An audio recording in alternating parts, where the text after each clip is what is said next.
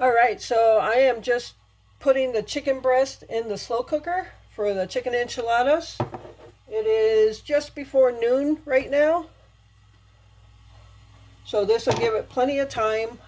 I'm just putting salt, pepper, onion powder, and for juice, as you know, what else but a can of El Pato sauce.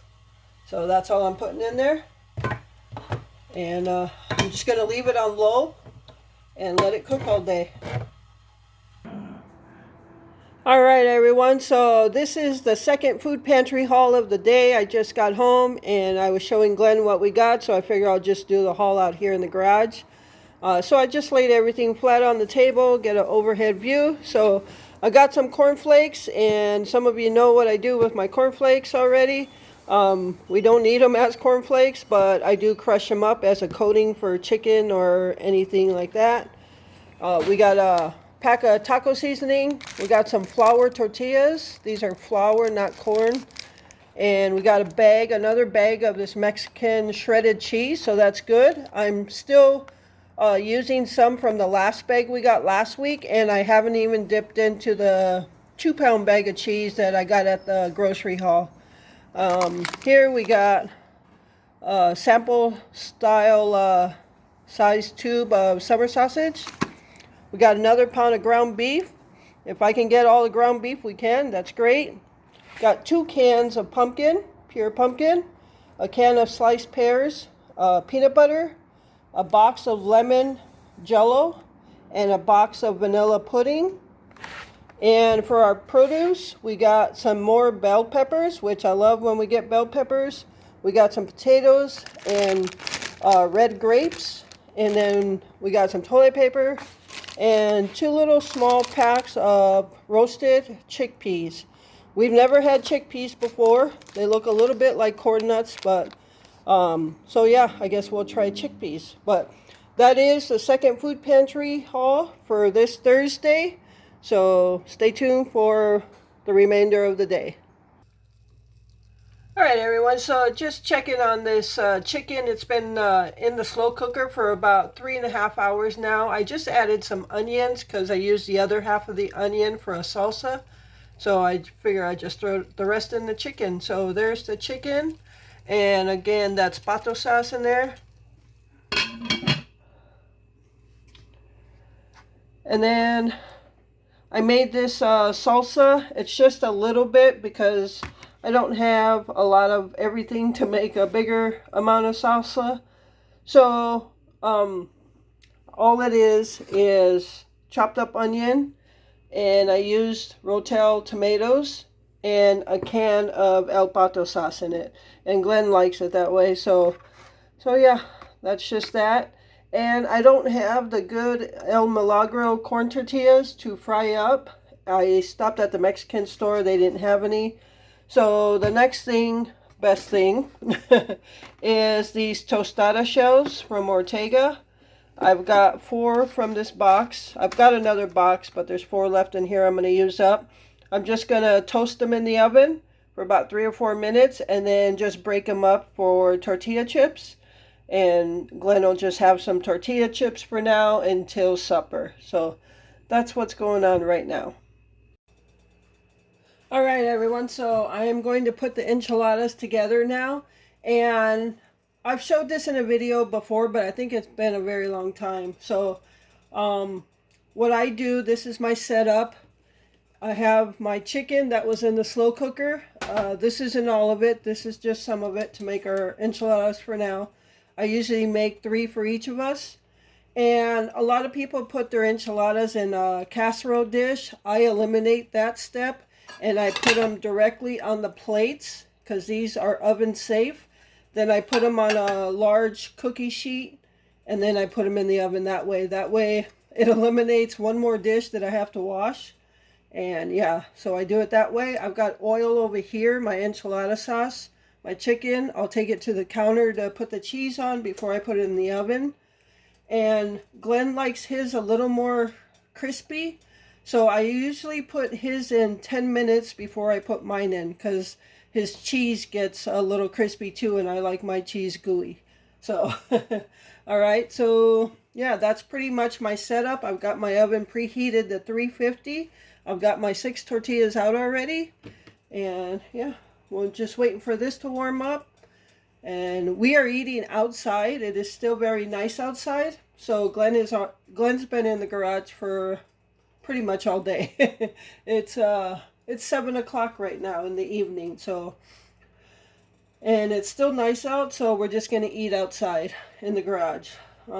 Yeah. So that's what's going on. And I'll be back as soon as I'm ready to do this. All right. So we are gonna get started. And I don't fry this for too long. It gets a little crispy, but not so crispy that I can't bend it or fold it.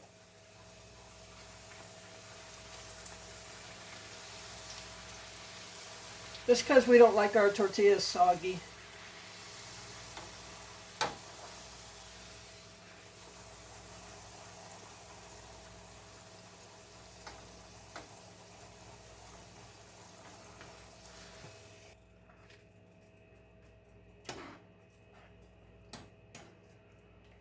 And I can actually turn off the enchilada sauce because I don't need it to stay hot because this is going to go in the oven, obviously. All right, so from here I just put my chicken in. And again, because it's going in the oven, the chicken doesn't need to be super hot right now. You don't need to reheat it and reheat it. So, and there's one done. And then I'm going to finish this plate with 3. I do wipe all this off. Try to make it look as neat. I know it's only us, but I still try to make it look neat. So, all right, I'm going to do the other 2 now that you saw how I do it. And I'll be back when I'm ready to put the cheese on.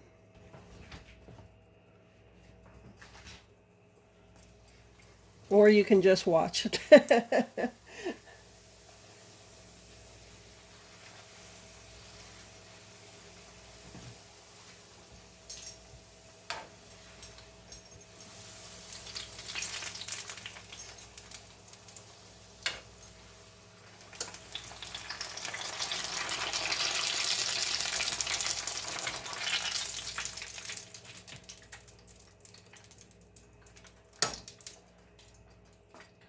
Now, chicken enchiladas has been a tradition for Glen's birthday for years. Um, yeah, so he usually asks for chicken enchiladas or steak burritos. We didn't have any steak and really couldn't afford them right now, so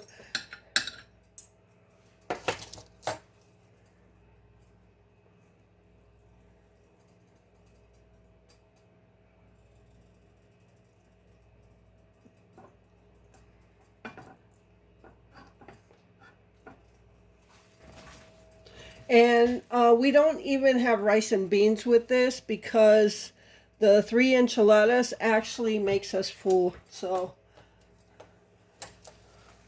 I know traditionally you would have rice and beans, but we usually get a full. We usually get full from the main course there.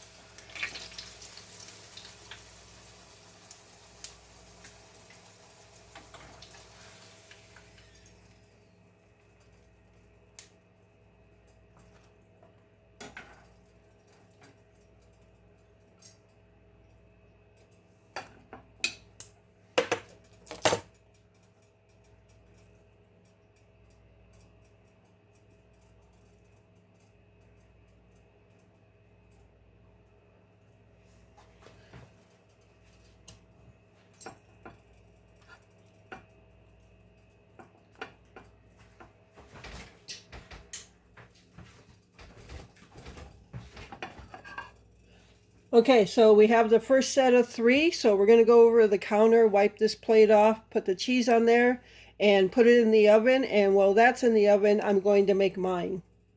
All right, so I like to just wipe all this excess sauce off because when you put it in the oven, it does burn. Let's shove that little chicken in there.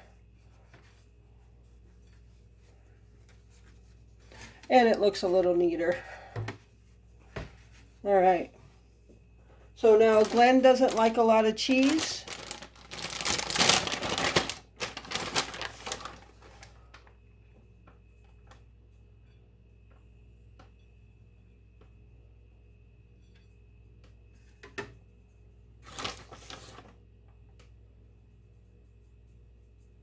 Alright, so that's all he's going to have. And again, because he likes his crispier than mine, I'm going to put his in right now, and then I'll make mine and then throw them in. Alright, so I've got mine ready to go in the oven, but it hasn't been 10 minutes that Glen's been in there. Or not Glen, but his, but his enchiladas. So I'm going to take that time, make the guacamole. I've got the sour cream and the salsa already made. So I'm just going to put a little bit of salt.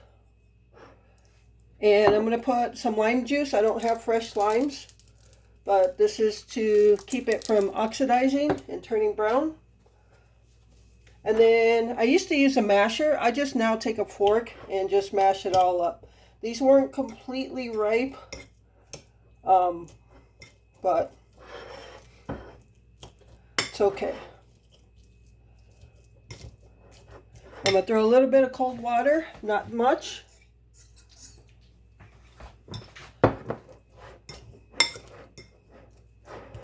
And this is my favorite dish to make the guacamole in. It's perfect.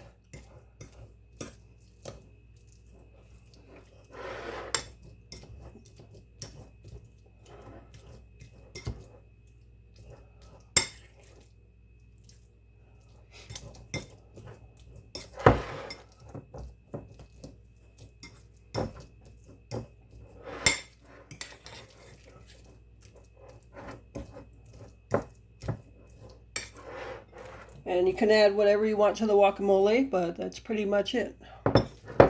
That's how I like it, at least. I might experiment in the future with guacamole, with maybe adding like peppers and stuff.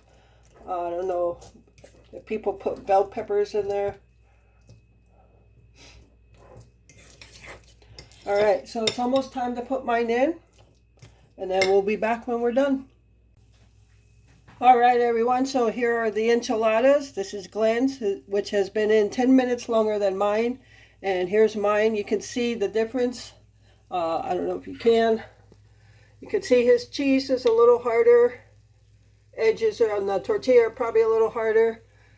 And then my cheese is more kind of gooey. So, alright. So I've already taken stuff out to the garage. So now I got to take these plates out. I am going to put guacamole and sour cream on the plates.